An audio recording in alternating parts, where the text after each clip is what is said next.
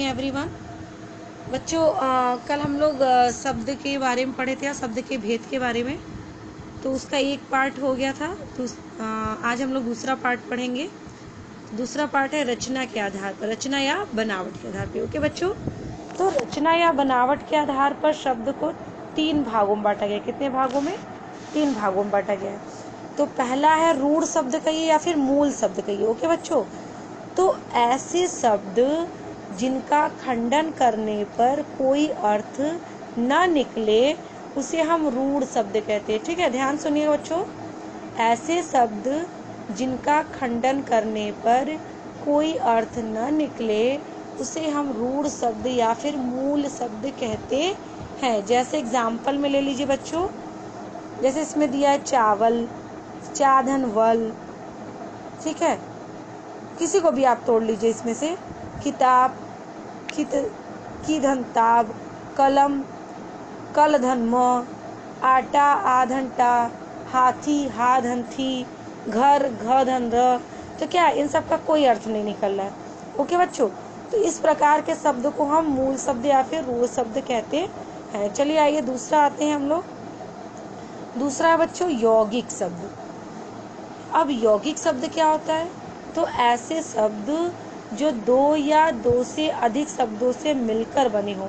ठीक है, और जिनका खंडन करने पर, खंडन यानी टुकड़े, जिनका खंडन करने पर अर्थ निकले, ठीक है, उसे हम क्या कहते हैं? यौगिक शब्द। एक बार ध्यान से सुनिएगा बच्चों।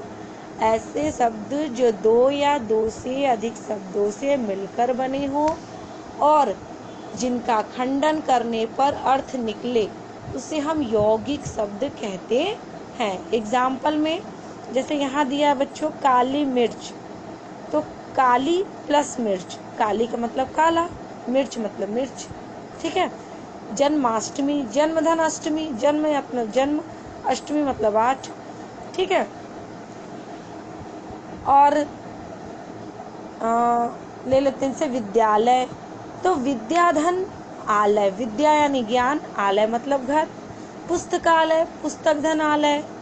तो इन सब का क्या है कि खंडन करने पर अर्थ निकल रहा है। राष्ट्र पिता, राष्ट्र धन पिता, राष्ट्र यानी पूरा राष्ट्र देश, पिता यानी पिता। ठीक है, तो रसोई घर, रसोई धन घर।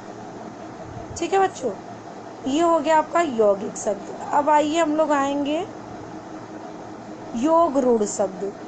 योग रूढ़ शब्द पे चलते हैं। तीसरा योग, एक मिनट बच्चों। हाँ, तीसरा होता है रूढ़ यौगिक दिया इसमें। तीसरा हो जाएगा योग रूढ़ शब्द। अब योग रूढ़ शब्द क्या होता है बच्चों? योग रूढ़ शब्द ये भी यौगिक शब्द की तरह ही होता है। ठीक है बच्चों, तो इसमें क्या है कि सेम चीज है, बस थोड़ा सा अंतर है कि ऐसे शब्द जो 2 या 2 से अधिक शब्दों से मिलकर बने हो और खंडन करने पर इनके अर्थ निकले। अब इसमें अंतर क्या देखिएगा, खंडन करने पर इसके अर्थ निकले, यहाँ तक तो ठीक है। फिर क्या है, ये किसी विशेष अर्थ को प्रकट करते हैं, यही अंतर है। ठीक है, ऐसे शब्द जो 2 या 2 से अधिक शब्दों से मिलकर बने हो और खंडन करने पर इनका अर्थ निकले और ये किसी विशेष अर्थ को प्रकट करते हैं, उन्हें हम क्या कहते हैं? योग रूढ़ शब्द कहते हैं। ठीक है बच्चों, जैसे गजानन, गजधन आनन। गज यानी हाथी, आनन मतलब सर, हाथी का सर। गजानन अर्थात हाथी का सर किसका है? गणेश।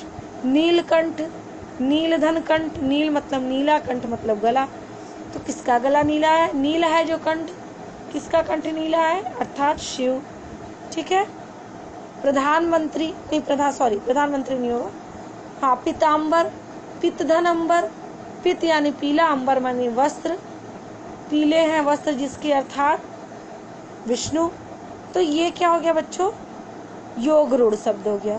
ओके, इसमें क्या किसी विशेष अर्थ को प्रकट करते हैं। अब आइए हम लोग शब्द के तीसरे पार्ट पे चलते हैं। तीसरा क्या? शब्द विकार के आधार पर। ओके बच्चों, तो शब्द विकार के आधार पर शब्द को दो भागों में बांटा गया। कितने भागों में? दो भागों में। पहला विकारी शब्द, दूसरा अविकारी शब्द। विकारी शब्द क्या है? ऐसे शब्द जिसमें लिंग, वचन, काल, कारक आदि के कारण परिवर्तन किया जा सके, चेंजिंग हो जाए, ठीक है, उसे हम विकारी शब्द कहते हैं। और विकारी शब्द कितने प्रकार के होते हैं बच्चे? 4 प्रकार के। संज्ञा, सर्वनाम, क्रिया, विशेषण, ये चारों आपके विकारी शब्द के अंतर्गत आते हैं, ठीक है बच्चों। और इन चारों के बारे में आपको आगे डिटेल में पढ़ाया जाएगा। इसका एग्जाम्पल मैं दे रही हूँ। जैसे मैं कह रही हूँ मीता खाना बना रही है। मीता क्या है? संज्ञा है, स्त्रीलिंग है, ठीक। अब स्त्रीलिंग है तो क्रिया भी बदल गई ना। बच्चे खेल रहे हैं। अब ध्यान से देखिएगा, क्या पूरा सेंटेंस बदल जा रहा है। यहाँ वचन बदला, क्रिया पे भी इफेक्ट पड़ा, ठीक है। तो यही होता है विकारी शब्द में कि इसमें लिंग, वचन, काल, कारक के कारण परिवर्तन हो जाए, उसे हम विकारी शब्द कहते हैं। अब आइए हम लोग अविकारी में आते हैं। जस्ट इसका अपोजिट, ऐसे शब्द जिसमें लिंग, वचन, काल, कारक आदि के कारण कोई परिवर्तन न हो, उसे हम अविकारी शब्द कहते हैं। ऐसे शब्द जिसमें लिंग, वचन, काल, कारक आदि के कारण कोई परिवर्तन न हो, यानी जैसे का तैसा ही रहे, उसे हम अविकारी शब्द कहते हैं। अब अविकारी शब्द के 5 पार्ट होते बच्चों, ठीक है। क्रिया विशेषण, संबंध बोधक, समुच्चय बोधक, विस्मयादि बोधक और निपात। ओके बच्चों। और इन 5 के बारे में भी हम आगे पढ़ेंगे डिटेल में। क्रिया विशेषण यानी जो क्रिया की विशेषता बताए। अब एग्जाम्पल देखिए, जैसे दिया बच्चों, आज, कल, परसों, अभी, और, या, किंतु, लेकिन, परंतु, आह, वाह, ही, तक, भी, ये सब क्या है? वाक्य में जहाँ भी आते हैं ये एज इट इज, जैसे के तैसे रहते हैं, इन पे कोई इफेक्ट नहीं पड़ता। जैसे मैं वाक्य बना के आपको बता दे रही हूँ, हो सकता है आज रमेश घर आए, हो सकता है शीला आज घर आए, हो सकता है सब बच्चे आज आ जाए। तो आप देख रहे हो नहीं, जो आज है अविकारी शब्द, ये एज इट इज, इसमें कोई चेंजिंग नहीं हो रही है, ठीक है। वो स्कूल से घर आई लेकिन मुझसे मिली नहीं, परंतु वो मिलने नहीं आई, ठीक है। कुछ और ले लेते हैं, जैसे तेज, बच्ची तेज तेज दौड़ रही है, बच्चे तेज तेज दौड़ रहे हैं, लड़कियां तेज दौड़ती हैं, या लड़की तेज तेज दौड़ रही है। तो ये जो तेज है, तेज क्या है?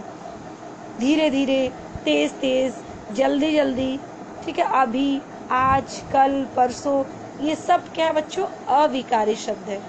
तो उसमें क्या है कि आप चाहे जैसे भी प्रयोग करिए, ये एज इट इज रहेंगे, इनमें कोई चेंजिंग नहीं होती है। ओके बच्चों, तो ये हो गया आपके अविकारी शब्द। अब आपका नेक्स्ट बच्चों अर्थ के आधार पर, तो इसे अब हम लोग कल पढ़ेंगे।